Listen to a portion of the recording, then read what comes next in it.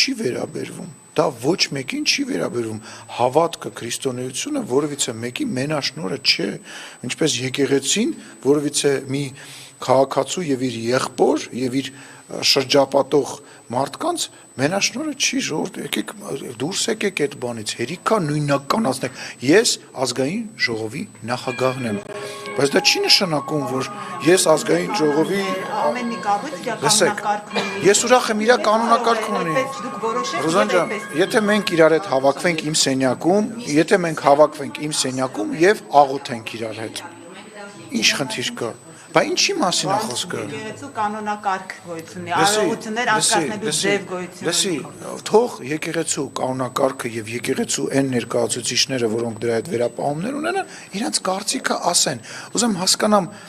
դրա հետևանքը, դրա անթույլատրելիությունը, դրա խնդիրը ըստ ձեզ ինչու՞մն է կանում։ Մարդ է, որը որ եկեղեցական է, մեկը ասում է կարգալույց, մյուսը ասում է ես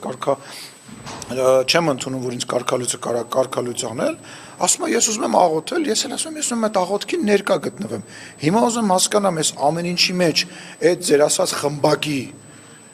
եւ ինչ որ կանոնների պայքարը որ է, ես որտեղ կուզեմ, ում հետ կուզեմ կաղոթեմ։ Իմ եւ Աստծու միջև խոսակցության մեջ պարտադիր չի ինչ որ մեկը լինի, վեղար հագնի, բիզնեսներ ունենա, տարբեր տեղեր կապեր ունենա եւ իրան բիզնեսմենի մեջ պես պայել չեմ ասում մնացած անձնական բաները։ Իշխանություններն ինչ տեղեկություններ ունեն կաթողիկոսի եղբոր KGB-ի գործակալ լինելու վերաբերյալ։ Դրա մասին հրապարակում կա, բացեք, կարդացեք, այդ տեղեկությունը կարծում եմ։ Իրավական գործընթացներն ուր են, եթե դրա մասին տեղեկություններ կան։ Լսեք, իրավական գործընթացները որոշում է իր կոնկրետ մարմինը ըստ բանի հրապարակման։ Իսկ հրապարակումը Եթե այդ հրապարակմանը արձագանք չի լինում, հերքում չի լինում, ամեն քաղաքական գործիչ կարող է հեղում անել, ասել իմ միջալոց սենց հրապարակում կա։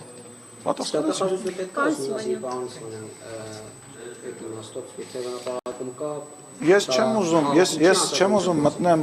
այդ դաշտ, որովհետև նախ հետո ասելու եք, որ դու ինչ-որ բան ասեցիր, դու բարձրաստիճան պաշտոնյա ես, հետո բան եղավ, ես չեմ ուզում մտնել։ Դուք եք այդպես կարծում, որ KGB-ի գործակալը սրբազան է։ Ես իրան գիտեք ոնց եմ ծանոթացել, բանում առաջի անգամ երբ որ մեկնել էի Մոսկվա, Ավրորա Մարիոտ հյուրանոցում, հենց դատախազության դիմացն է գտնվում այդ հյուրանոցը, ինձ հանգեցին, ես այդ ժամանակ փոխնախագահ ասցին, եկել է ուզում է ձեզ տեսնի, ես ասի դե եկել է, իջա ներքև, մոտեցավ,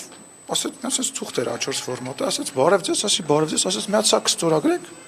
ասի ես ինչ հա, նայեմ գրած է, ռուսերեն լեզվով գրած է դիմում է, որ դիմում եմ ես, իմ անունից գրած դիմում էր, որ ես դիմում եմ իմ գործընկերոջը Վարաբյովին, որ կոնկրետ հիմա չեմ հիշում, բայց ինչ-որ հողհատկացում էր, թե ինչ էր, բան տակն է շնորհակալություն Ալեն Սիմոնյան։ Ասում եմ, ես ինչ ես բերել։ Ասում եմ, մի հատ կստորագրենք։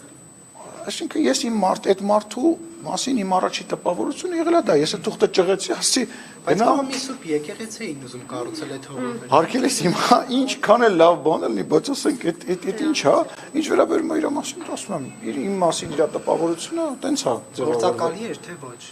Հարգելիս, ինչ եք ուզում ես գնահատականներ տամ, հետո ասեք, որ ազգային ժողովի նախագահ ասեց, հետո դատախազական եմ տալիս։ Հիմա բայց իմ ընտրությունն է, չեք ստիպել ինձ քաղաքական գնահատական։ Ինչպես եք գնահատում 3 եկեղեցու տարածքում միջադեպը, որի ընթացքում նաև հայոյում եւ վիրավորում էին լրագրողների։ Վատ, որովհետև դա եւ իրավապահների չմիջամտել։ Դե որովհետև դա մեզ գալիս են ստեղ աթոռը պահելու մասին են խոսում, բայց հիմա կարճած են մարդիկ իրենց աթոռներից, որովհետև այդ բիզնեսները նկատի ունեմ եկեղեցական այդ խավը, նկատի ունեմ կտրիչներ սիսան։ Լսեք, ով որ վիրավորել է, շատ վատ բան արել, անընդունել եմ համարում, բնական է, բայց ես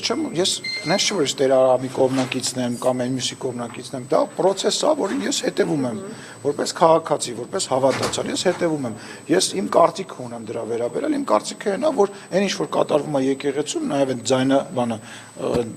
ձայնագրությունը նկատի ունենալով, որ մարդ կբերես ընտրություն բաներին, թե չէ այստեղ կնշանակվի, այնտեղ կնշանակվի, դա ցույց է դնում այն խնդիրները, որոնք վաղուց կային, այո, վաղուց կային այդ խնդիրները եկեղեցում, որպես կառույց ունեցել է, հիմա պետք է լուծվի այդ հարցը։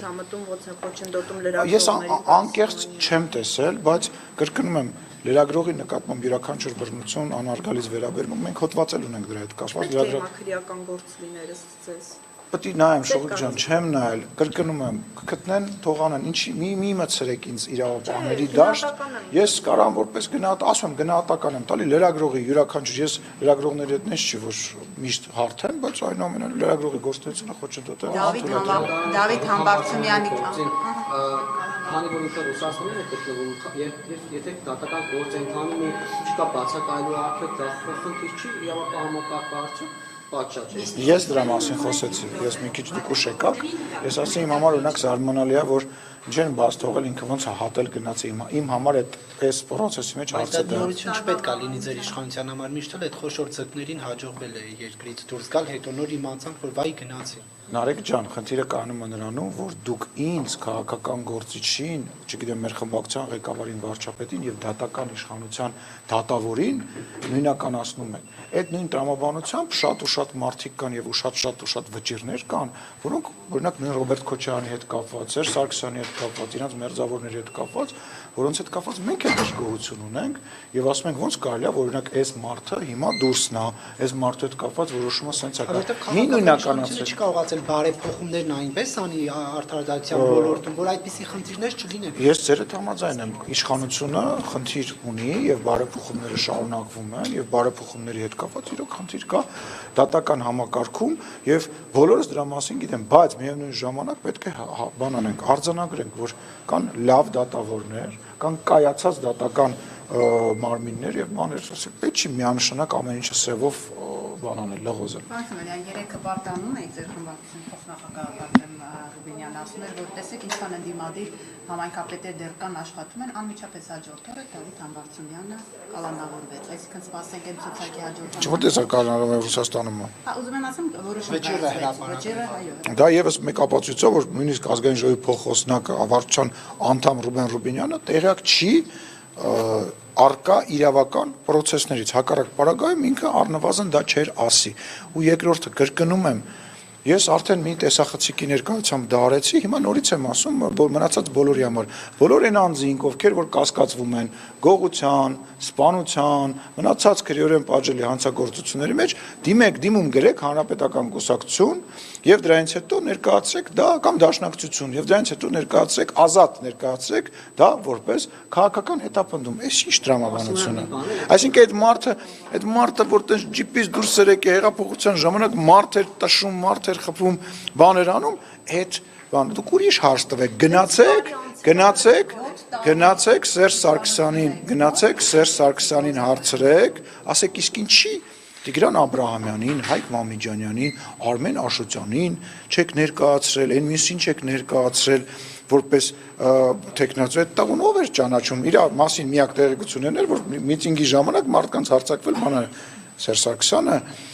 ինքը տենց շախմատիստ է իրան պատկերացնում բայց վատ է շախմատ խաղում նարդի մակարդակով է շախմատ խաղում ու ամեն ինչ մի քայլ հետո պարզ է դառնում արվել է դա նրա համար որպեսզի դուք հարգելի լրագրող ինձ հիմա հարց տաք եւ Դավիթ Համբարձումյանը ներկայացվի որպես քաղբանտարկյալ հարց եմ տալի քաղաքական առումով ումա պետք Դավիթ Համբարձումյանը ումա հետաքրքիր Դավիթ Համբարձումյանը քաղաքական առումով ուզում եմ հասկանամ քաղաքական տենց մեծ գիգանտ էր ստեղ իմպիչմենտի process-ը եկել էր հասել էր պիկին իշխանությունը